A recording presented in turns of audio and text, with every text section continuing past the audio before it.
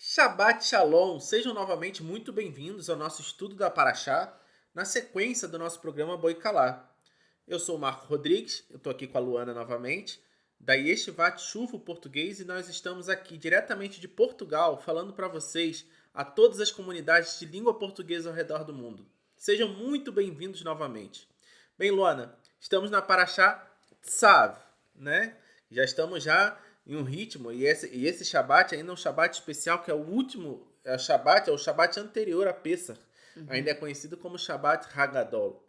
Mas antes, Luana, antes da gente começar mais profundamente aí no estudo da Paraxá, nossos anúncios, não esquecer Uhum. que em maio agora nós temos nossa conferência, né, um chamado ao remanescente, em Madrid, Espanha. Todos que estão na Europa, Portugal, Espanha, são muito bem-vindos.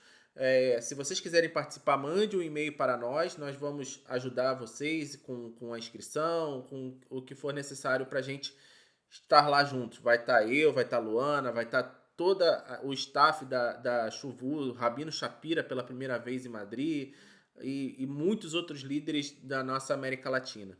Vai ser imperdível. E também as inscrições para a nossa turma da Yeshivat Chuvo continuam abertas. Também você pode mandar um e-mail para a gente, o e-mail vai estar aparecendo aqui na tela. E para ter mais informações aí sobre o nosso discipulado, nosso curso da Yeshivat Chuvo Português. E depois do Shabat, como sempre, tá lá os recursos da Ahavat Amida e Yeshivat Chuvo, os livros do Rabino Shapiro, o Sidur Ahavat Olam, disponíveis para vocês comprarem depois do Shabat, no pt.chuvu.tv/loja. Bem, Luana, como eu estava falando, a gente está na Paraxá agora, Tzav. Estamos já na segunda Paraxá do livro de Vaikra, né, o livro que foi traduzido na língua latina, na língua portuguesa, como Levítico. Né? E essa Paraxá, Tzav, que traduzido a palavra Tzav significa ordene, né? Por que, né? Existe uma discussão por que ordene, né? Por que começa com esse nome assim? Todas as outras parashiot começam ou com algum nome, ou começa sempre com Hashem falando com Moshe, de uma forma de ele falou, ou ele disse, um daber, né? Ou emor. Né? E, inclusive, essa paraxá ela começa com essas Os três. três formas, né? Começa com vai da beira Adonai el Moshe lemor e vem Tzav, né? E os comentários que tem sobre isso, né? Por que Tzav, por que ordena, inclusive tem um comentário de Rashi.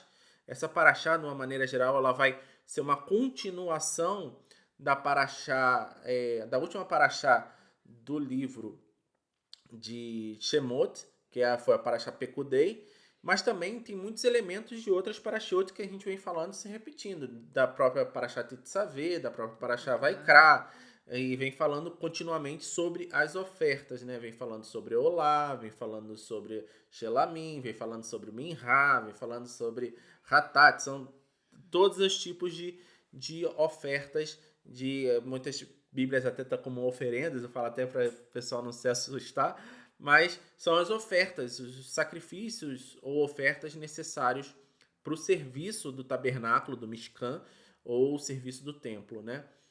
E fala justamente sobre Rashi, faz esse comentário que ordene está sendo utilizado, tsav está sendo utilizado numa forma até de uma forma de urgência, né? De por que precisava ordenar a Arão que fizesse esse tipo de sacrifício, não era simplesmente cumprir, né? Até porque nos outros sacrifícios nós vemos muito uma forma voluntária, de trazer voluntariamente o sacrifício para a remissão dos seus pecados, no caso da oferta de pecado ou de uma oferta de paz. É, mas o Rashi explica justamente sobre a grande perda financeira desse primeiro tipo de oferta dessa paraxá, né? Essa paraxá ela fala justamente sobre a oferta queimada, sobre esse tipo de holocausto, sobre olá, mas o sacrifício, o que é a perda financeira, né? Arão, os sacerdotes, aqueles que iam fazer o sacrifício, eles desse tipo de oferta não teriam benefício nenhum, porque tudo seria queimado, diferentemente das outras ofertas, onde eles recebem uma porção, ou recebem uma parte do sacrifício, ou recebem uma oferta também da farinha, do que foi cozinhado, dos grãos. Nessa, eles totalmente são queimadas. Então, até por isso que há essa urgência, né? Sabe, ordene, você tem que fazer algo Porque normalmente ordenado. quando você tem uma perda, né, normalmente as pessoas não querem fazer. É, o Então, coração fica apertado, né? então Aquele negócio. normalmente, pois é, então quando você ordena, eles sabem, não, eu tenho que fazer porque o Eterno ordenou, então vamos É, fazer. comparativamente, muitas vezes há um tipo até quando temos mandamentos, que são aqueles mandamentos que. Os ruquim, né? Que Uhum, são mandamentos que a gente não entende o porquê. Ou o próprio mandamento normal, que uhum. há explicação, mas muitas vezes a gente fica com o coração apertado. Mas será que eu vou ter que deixar de fazer isso agora? Eu já vi pessoas falando assim, não, mas eu perco a salvação se eu não cumprir esse mandamento. Ou seja, as pessoas ficam medindo, colocando as coisas na balança para saber se vão obedecer o mandamento do Eterno ou não vão obedecer, não é?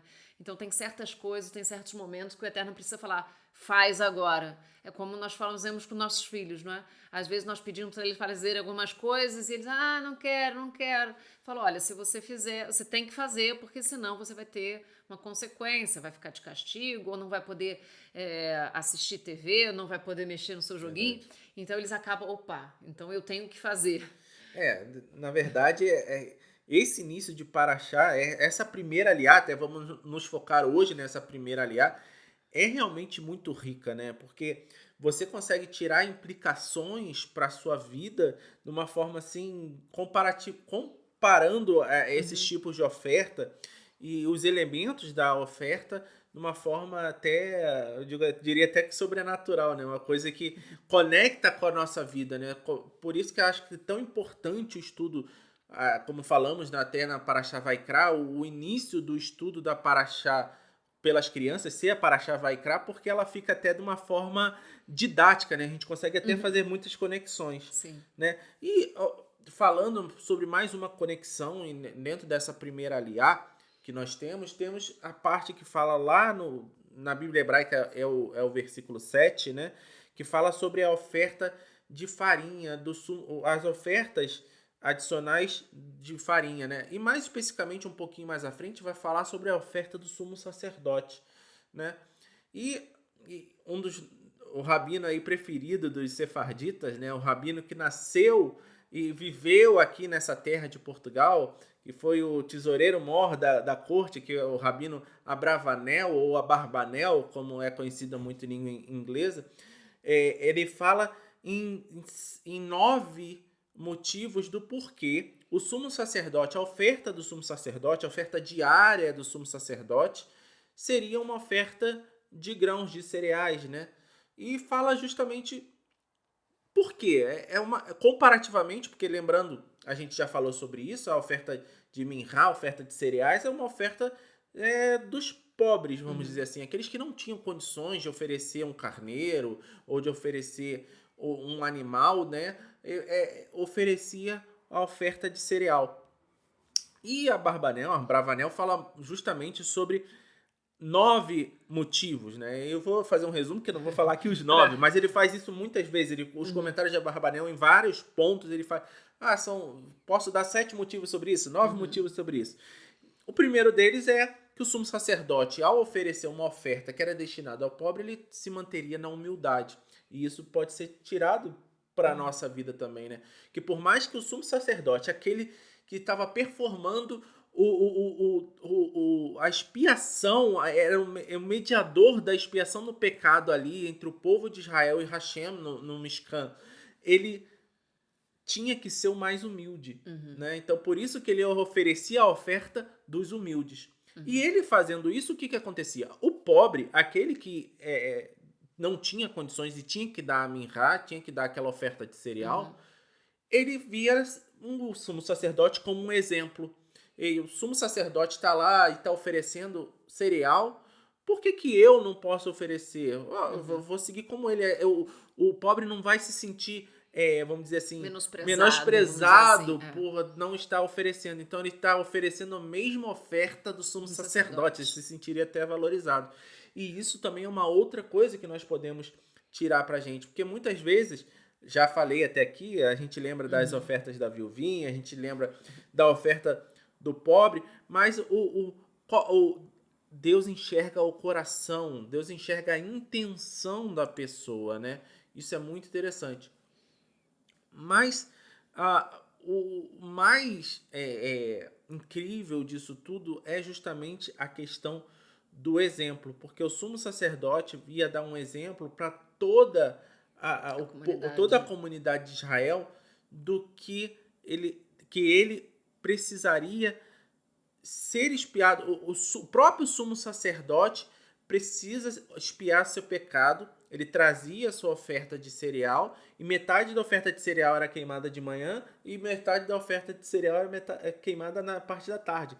Então, se o próprio sumo sacerdote precisava diariamente expiar os seus pecados, ele era exemplo para toda a comunidade de Sim. Israel que precisaria, e que ninguém é infalível, que todo Uhum. mundo pode pecar, que todo mundo pode cometer uma transgressão, e o sumo sacerdote era exemplo. Uhum. Então, é essa a mensagem de Abarbanel aí, numa maneira geral, sobre essa oferta, que é a oferta do sumo sacerdote, Uhum. né? Mas eu acho que tem um ponto também muito interessante, e é um ponto aí que é tem muitas também conexões, a gente consegue fazer muitas analogias, que é do fogo do altar, né? Uhum. O fogo do altar que precisava queimar continuamente, Sim. né?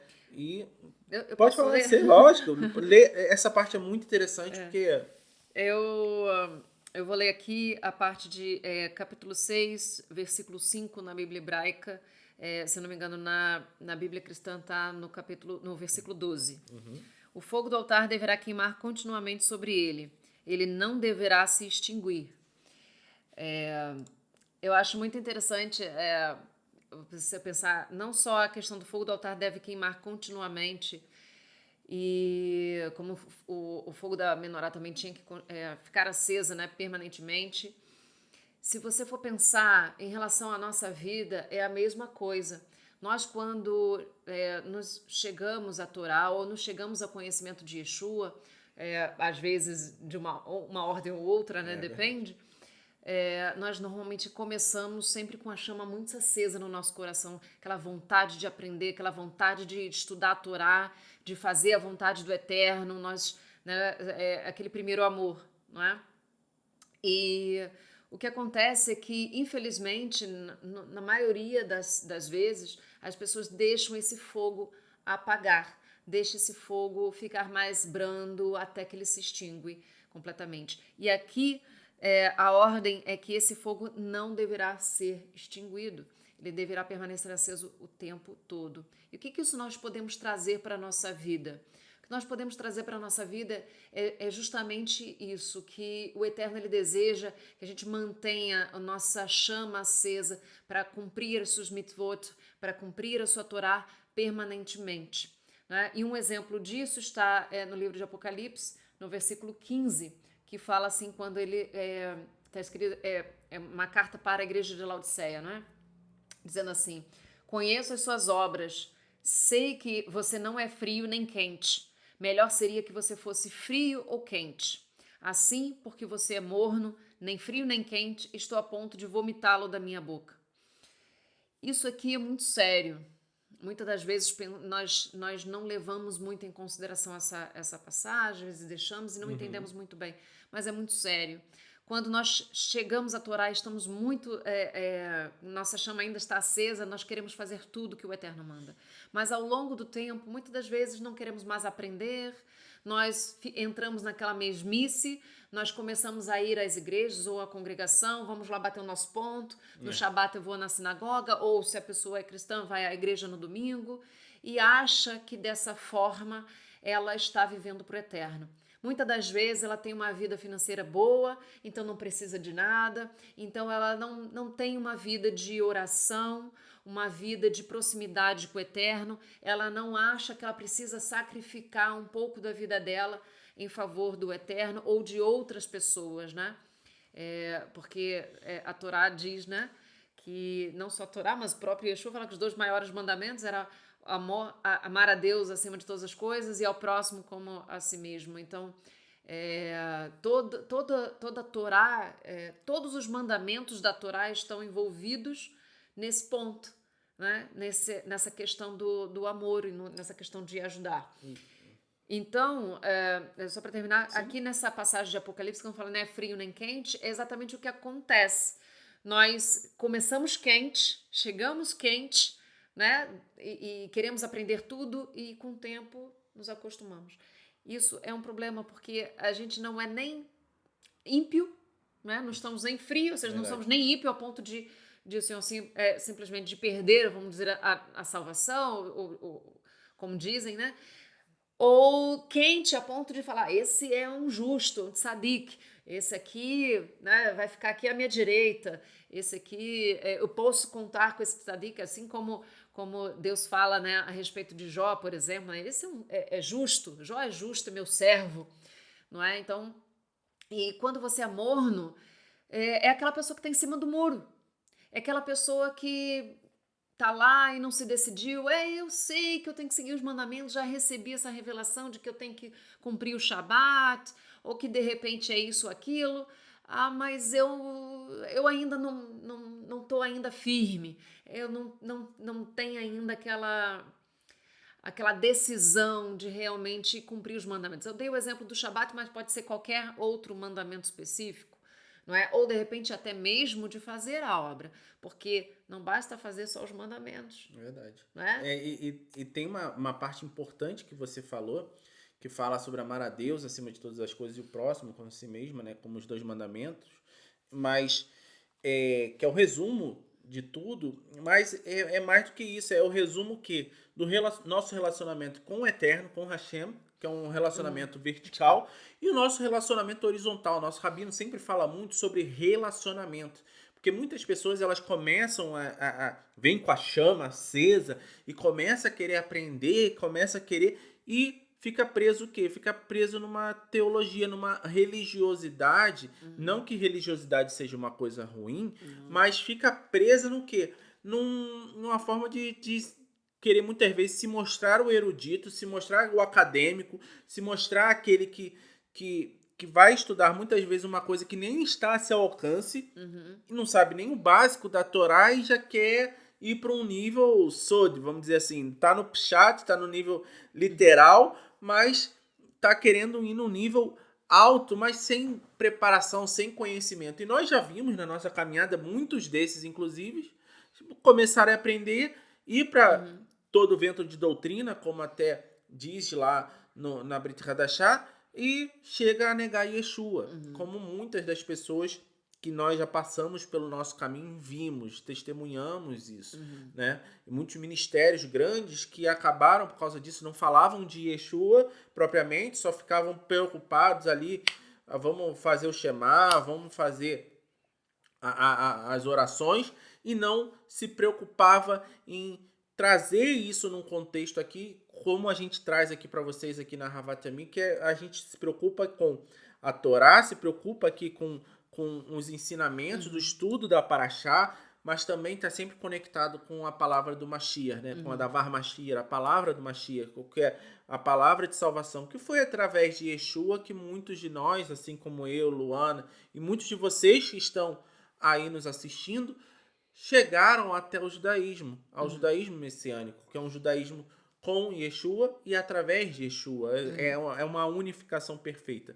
Mas a questão justamente do relacionamento é o mais importante, né? E o amor é mais importante, né, Luana? Mais importante, exatamente.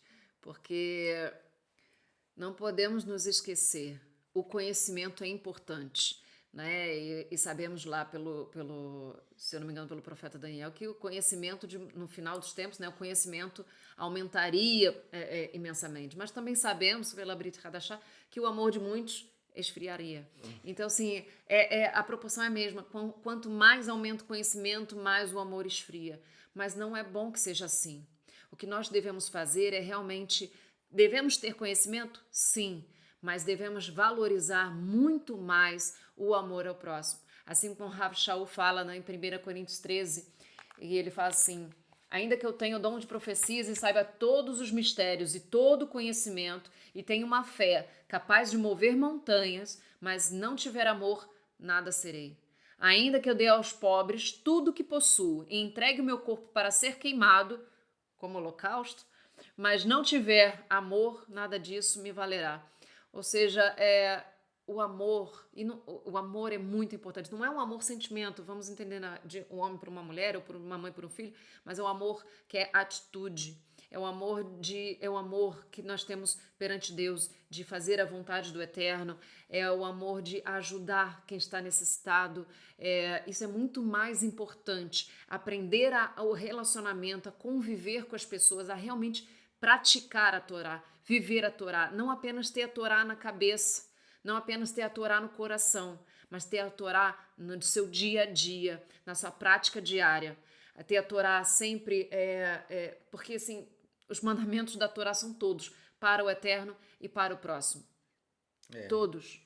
Você pode dividir nessas duas categorias. Todos eles têm a ver com amar a Deus e amar ao próximo. Então, gente, se vocês amam a Deus, como eu tenho certeza que vocês amam a Deus, se você ama o próximo como a si mesmo também, vamos manter essa chama acesa, como estava falando, na chama do altar. Vamos manter essa chama acesa. Esse amor pela Torá, esse amor por cumprir, por viver a Torá, não é aprender só a Torá, não é a Torá como algo para você apontar ou algo para você simplesmente chegar e perguntar e aumentar o seu conhecimento. Mas o mais importante, e muito mais importante até sobre os eventos do tempo que vai vir, do tempo de quando o Messias vai voltar, o que vai acontecer, o mais importante é o hoje. O mais importante é a transformação na vida de cada um. É mudança mesmo. É nascer de novo. O nascer de novo é isso, é você ser uma nova criatura. É tudo que você era, a pessoa que você era, tem que ficar para trás. Eu estava a conversar hoje com uma amiga e ia falando com ela, olha, é engraçado quando eu vejo algumas coisas de antigamente, quando eu vejo uma foto, quando eu vejo algo da minha pessoa antiga, eu não me reconheço. Aquela pessoa é uma estranha para mim, porque eu sou uma pessoa completamente diferente. Ele está aqui que não me deixa mentir. Verdade. Então, assim, que vocês possam fazer isso também na vida de vocês, é nascer de novo, é colocar que a Torá esteja dentro do seu coração, que Yeshua esteja no seu coração, a ponto de realmente você se doar para as pessoas, se doar e não ficar pensando somente em si e no seu conhecimento, no seu intelecto. É importante, precisa aprender, mas mais do que nunca, precisamos respeitar o outro.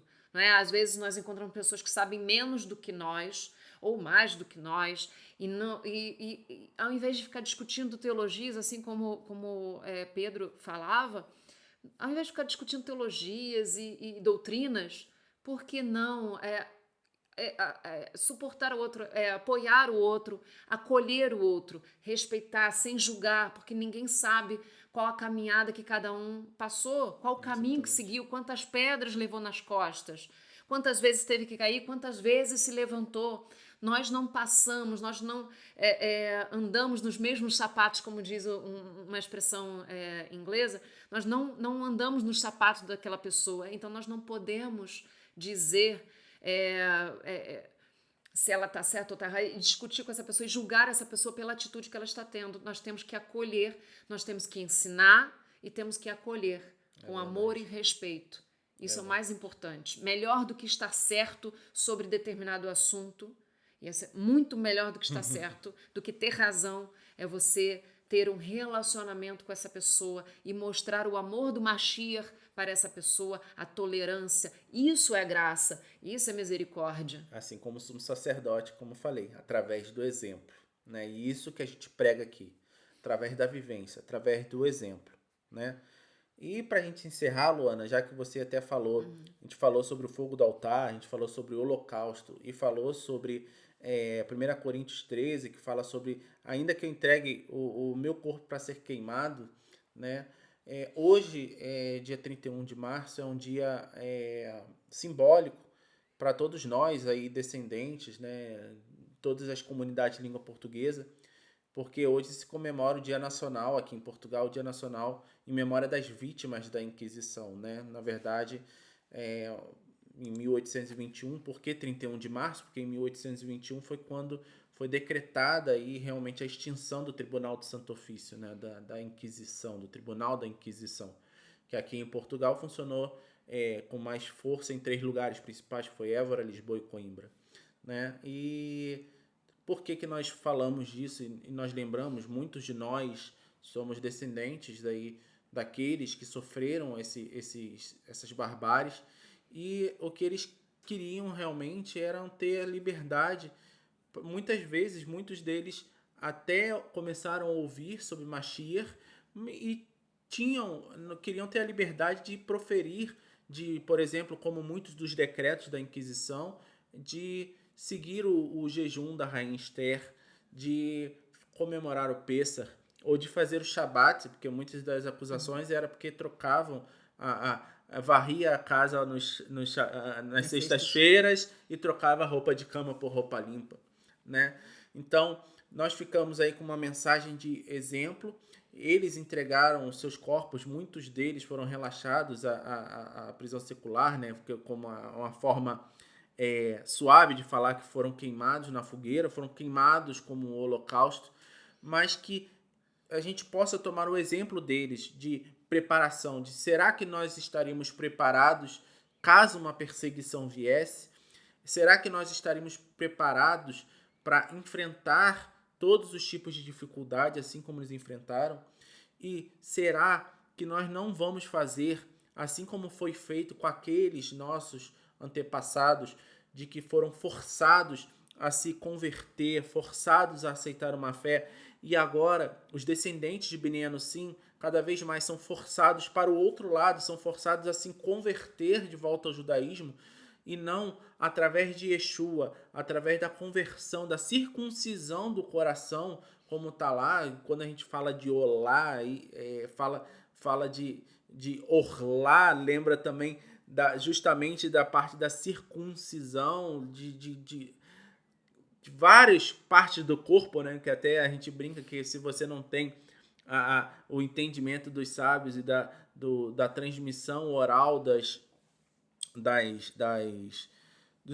ensinos de Israel, você não vai saber aonde tem que fazer a circuncisão, porque aquilo está na tradição, mas que a gente possa relembrar esse dia para que não aconteça mais, mas que também estejamos preparados e mantenhamos a chama acesa para que venham mais centelhas de santidade, seja aqui de Portugal, como nós temos aqui a base do nosso trabalho, como nós temos nossos irmãos lá no Brasil, como temos a Beit Merkorheim, que é associada a Chuvu lá em Sombrio, em Santa Catarina, como temos outros pastores e líderes que acompanham o nosso trabalho no Brasil, fora do Brasil, em pastores de língua portuguesa, que possamos manter essa chama acesa, manter assim como o fogo do altar aceso, não para queimar a nós como oferta, mas que se for necessário, nós não teríamos amor à nossa própria vida, certo? E que mantenhamos, assim como a palavra, para terminarmos aí de uma forma para cima, a palavra que é muito divulgada aí no Hassidismo Breslov, né?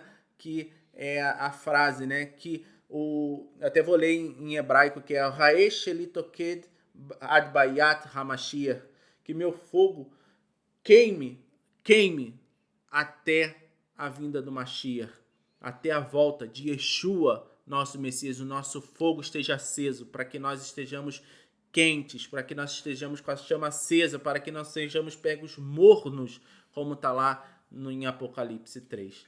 Tá bem? Luana, Shabbat Shalom. Shabbat Shalom. Até a próxima transmissão. Tchau, tchau.